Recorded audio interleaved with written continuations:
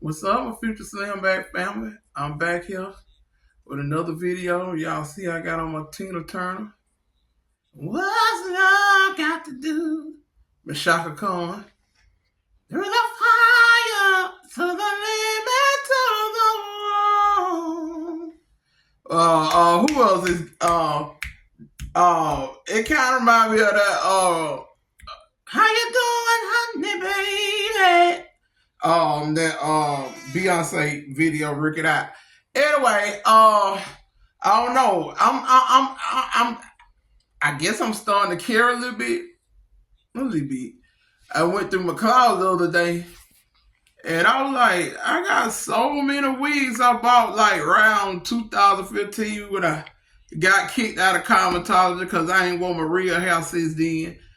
Ever since then, I've been just braiding my hair down like Queen Latifah on Set It Off and just put something over it, whether it be a wig or just Erykah Badu wrap or something like that. I just wrap it up and go on about my business. And I'm starting to care again. I guess, being a little more feminine. Because, like I say, back in the days, my mama used to call me Diva Licious. I was called Diva for being a big girl, but being stylish and dressing and stuff. And when I went into a depression, get kicked out of cosmetology, baby, like I told y'all, they were big t-shirts stretched out around the neck with ketchup, mustard stains, vinegar stains, hot sauce stains, whatever kind of stains on. And sometimes I leave the house like that, not get out the car. But if I want to run somewhere real quick, I would get in the car. And what brought me up from doing that, and tell y'all a story. I remember cameraman was a minor then. I was taking him somewhere. Had on my stretched out t-shirt with hot sauce, ketchup, mustard stain. And I remember being at a stop sign, and bam, from the back, another car hit me. And got out, it was this fine, good-looking man. Like he was so, like I heard music as he walked up to my car. And he was like, I'm sorry. I thought you were moving. I thought you were pulling off. I don't know. I believe he was on his phone. So I was like, I ain't even, and it was a lot of cars coming. I was not finna get out like that. So he was like, I said, I ain't even dressed to get out and look at it. And he was like, you good, baby? Call me baby and stuff. Then so I pulled up to this like empty parking lot. And I was gonna get out, but he was following right behind me. I ain't getting out with them good looking man, no, in the car, So I had my son, a cameraman, to get my phone, get on the bike, get out and take a picture of the back of the car and record it. And it wasn't no damages, it wasn't nothing. I'm talking about it wasn't no sign or nothing. So I was like, so he kept saying, we good? We good. And he was saying it in such a, I can't remember, like, that man was flirt. And the way he was talking to me, was like, we good. And I can't remember how he was saying it, but I was saying, you want to stop talking to me like that? What's wrong with you? Woo, he was saying. And after that, I started leaving the house. It was big stretched out t-shirts, but I made sure the ketchup and mustard and hot sauce things went on them, so I did a little better and stuff. But now when I leave the house, I try to make sure I'm decent where I can get out the car. They won't be embarrassed and stuff. I learned my lesson from that. But I bought little stuff like these that's in my nose. I bought stuff like that when I was in cosmetology. I don't know. I just always try to, what's the word where you, I can't see some type of brain cut off on me, where you add something to and blend it to something else. So I take my style and I take styles and stuff from other cultures and blended in with mine. You know, I was very unique when I did used to like the dress. Not saying this is unique because a lot of people were doing it. But this remind me of another situation. Like I said, I have so many toxic teacher stories. And I know I ain't gonna never go to therapy because therapy is a joke to me. The times I did go to therapy, I told y'all go back and look at the video called I Had to Break My Fast, baby. That therapist, counselor, whatever you want to call him, psychiatrist, I don't know what he was, but he shouldn't have been neither one of them. He was a joke. And I was like, why is this man not the janitor? Because that seems like he'll be more qualified to be a janitor than sit down and talk with somebody who going through things. So I'm not never going to therapy. I'm just going to pray about it and talk about it to whoever listen. Okay, so like I said, I have a lot of toxic teacher stories. So I remember, third grade, I had little earrings in my ear about this size. I took one and put it in my nose, just like this. Teacher tried to embarrass me. And she was so extra as I look back. She told me to get up.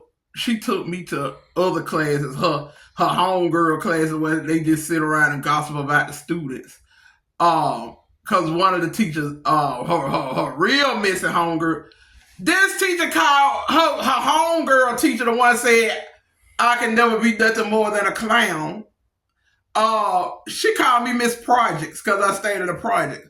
She called me Miss Projects. But anyway, and I didn't really know how to check a teacher in elementary, but she took me from class to class and told me to show the class, these people classes, what I did. So we got to the one that said I should have been a clown. I could be nothing more than a clown. We got in her class. And so I put it in my nose, look just like a bull, this and that, this and that. Okay, but you know what's messed up? Sure, what's funny, cameraman? I was laughing at some on Facebook. No, you wouldn't. And we don't mention that blue out around here. We don't say that name. But anyway, so the thing was messed up. You don't mess with a child creativity. I was just being a child. And when children doing stuff, they ain't bother nobody. They might take and put it in their nose. They probably, you never know what kind of creativity a child can come. Instead, you try to embarrass me and belittle me and make me feel like nothing. And I didn't know nothing about African culture and all that then. That was her time to teach me and tell me, but she probably didn't know herself. Because, like I said, I remember one teacher, because I stay in Southwest Georgia, because our teachers don't be knowing this. And this same male teacher who I went off by when he told me stop leaning in the chair before I hurt the children downstairs. This was in middle school. And when I went off on him real bad, and I went off on him in front of my mama because he told my mama he didn't say nothing to me for me to go off on him, which he had told me don't fall and hurt the children downstairs. And I talked about, didn't know none of his family. I talked about his mama, his wife, his children, his dog. I even talked about his dog.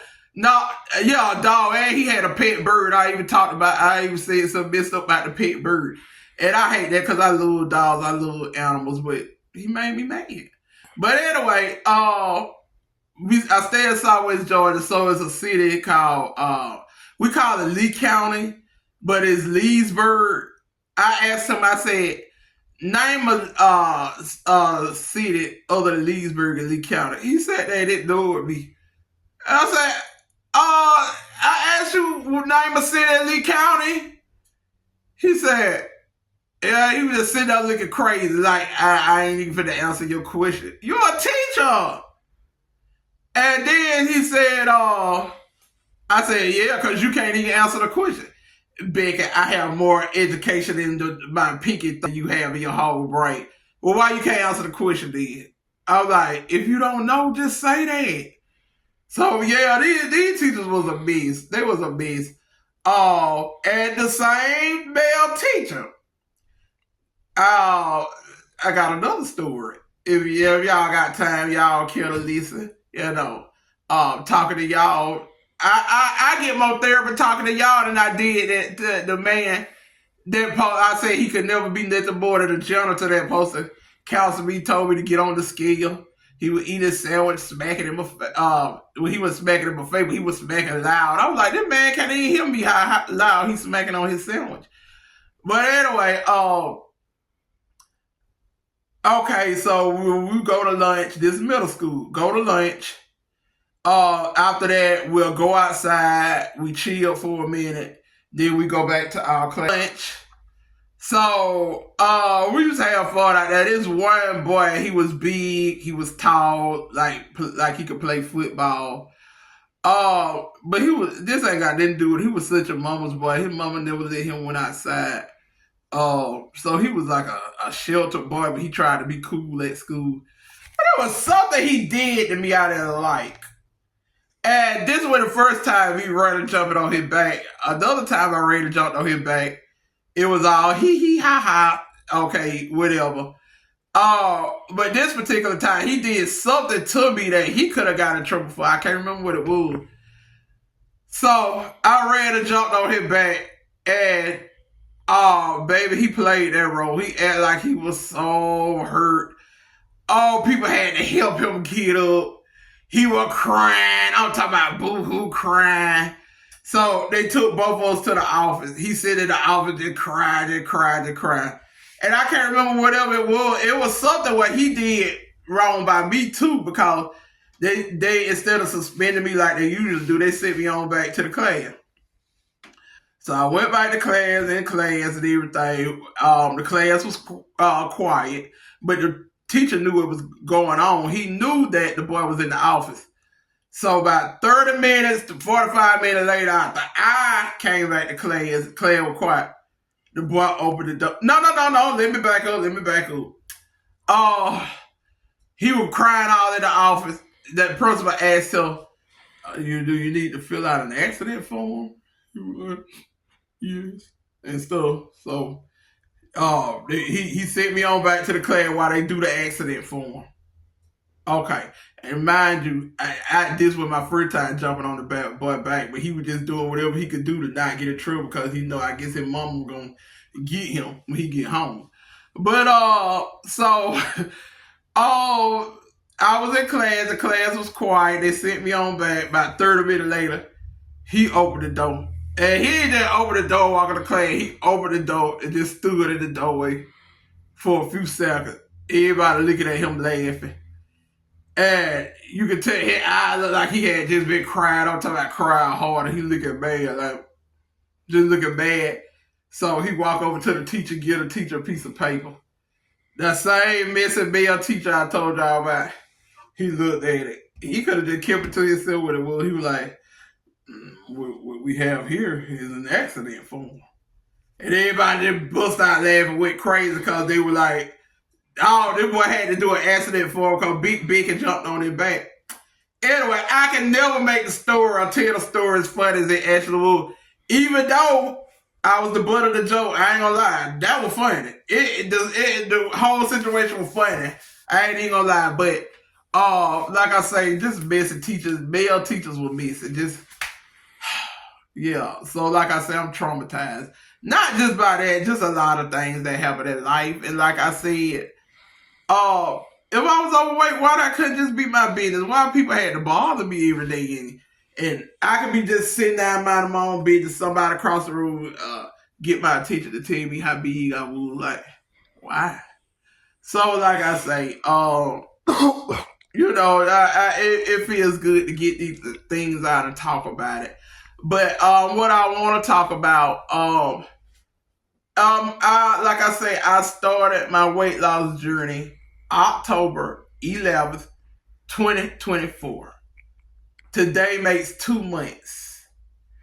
I started my YouTube channel October 17th, 2024. So it was 6 days after my weight loss journey. And You know, I ain't play around. I created my Gmail and set up my YouTube the same day. I ain't just let my not my Gmail, my YouTube channel. I ain't just let it sit. And over time, then you say, you know, the same day I created the YouTube channel, the same day I started my channel. And maybe that's helping me be disciplined, because even if it was YouTube, I would have it documented. Whether I was blogging, whether it's another social media platform, it's helping me be disciplined. But being disciplined has its reward. It feels so good. Yeah, you feel like you're depriving yourself. Especially Thanksgiving. My cousin Terry sent me a picture of his plate. He called me the day of Thanksgiving to see, because we had fell out. I told me and him we always falling out. We had fell out before Thanksgiving, so I was like, I ain't going to his house, and that make it even better. That make me stay on the right track. He gonna call me on Thanksgiving. Hey, come over here. I said no, because one thing about me, you invite me to something the day of, I'm not coming, because I feel like you really didn't want me to come if you didn't tell me in advance, even though we had been discussing it, but we fell out. So you couldn't call me a week before and say, are you still coming over for Thanksgiving? So I'll be over. He sent me a picture of his plate. And, oh my goodness. I told him his husband can cook. His husband can cook. Well, he cook. I put his husband cooking up there with my grandma. Almost. He was almost as good as a cook as my grandma. But like Brandon say, almost doesn't count. But anyway. And so yeah, I was like, no, I ain't coming. I'm good. Every little step I take gonna be right around the house. But I'm feeling the weight loss slowly but surely, and like I say, my weight loss goal is 160. I always want to be 160. I haven't seen my ones since elementary school. The last time I weighed 160, I was in the 4th grade going to the field. Yeah. So, but discipline have its rewards. It feel like it is not fun to discipline yourself. It's not fun at all. But it feels good. Like I said, I'm starting to feel a weight loss. I like exercising. I don't know what I'm going to do when it get real cold, but I got to figure it out, because I can't just say, oh, it's cold. I'm not going to exercise. No, that's not an option. I'm still going to exercise, whether it be in the house, but exercising in the house can get very boring. So I got to figure it out. I don't want to go to the gym because the gym's going to be packed January 1st. Maybe I can find a private gym, or I don't know, a gym hardly nobody go. I'm going to look around. But, yeah, and just knowing I'm on the path to my goal, that feels good, you know. So, I'm just glad that I'm being disciplined. And I have to tell myself things too. I'm like, you know, if I eat one time a day or something and want to eat again, I'm like, please, food is overrated. Is food worth you not reaching your goal? I mean, ain't no food that good. I have to tell myself stuff like that. So whatever you gotta tell yourself, or you know, what motivates you, keep saying that to yourself. Because I know a lot of y'all want to unbig y'all backs, just like I'm trying to unbig mine. So, you know, whatever you have to tell yourself to stay disciplined, do that. Keep telling it to yourself over and over, because I know I have to. And like I say, it feels so good to be disciplined. But I just want to come over here and talk and connect with y'all. I got exercise videos coming. Now, I know the last 2 days I've been showing a lot of videos, and y'all probably looked over them because y'all thought it was the same video. It was just different workouts that I did in the same day, and I just broke them up into shorts. So, you know, if you see it more than once, I'm sure it's a different video. But yeah, I'm gonna keep going, and I love how y'all tell me in the comment section, you know, y'all goals and stuff, and what y'all doing to reach those. And then, you know, I hope I'm inspiring y'all. Like I say, let's inspire each other because losing weight is not easy, but it can. We know it can be done. It's proof that it can be done. Anyway, so yeah, let's inspire each other because, like I said, I got 6 weight loss goals. And next week, I'm gonna weigh myself. And I'm gonna post it. So I want to, well, like I say, by January 1st, I want to be at least 399. I got to get out my 4s. That's the first weight loss goal. First weight loss goal, get out my 4s. Second one, get under 350. Third one, get out the 3s. Fourth one, get under 250. Fifth one, get out of the 2s. The 6th one, get to 160 pounds. And that is my weight loss goal, 160. And I can do it, and can't nobody tell me I can't do it. I ain't trying to hear somebody I love and deeply, deeply, deeply respect. That's like the age of my mama told me, you can never reach your goal, but you can get healthy and stuff. And he sounded like what that cartoon back in the day, Charlie Brown, adults. You could never tell what the adults said, want, whatever they were saying. That's what he sounded like. I was like, I'm going to show you. Because you don't know what you're talking about, you know. And he don't tell nobody that like that. He didn't discourage me because I know better. But somebody else might believe that. Don't tell you can never reach your goal. But sometimes a person who love you might be sincere in what they saying, but they still don't know what they talking about. And you have to keep that in mind. Just because they love you and they believe what they believe, it can still be damaging to you. It went damaging to me because, like I said, I blocked out what he said. But yeah, so yeah, I'm in it to win it. And I hope my other future slim backs are in it to win it too. And with that being said, I'm gonna get out this video. Do some exercises. I might not drop them today, but I'm gonna do these exercises and I'm gonna post them too. So stay tuned. And anyone who haven't subscribed, like, comment, subscribe, hit that notification bell. Because there's a lot more to come. And to my future slim backs, I want you to ask yourself at the end of the day, what have you done today to contribute to unbigging that back? Because we're trying to unbig our backs one day at a time. And with that being said, I'm going to get out this video. So stay tuned for more and y'all be good. All right.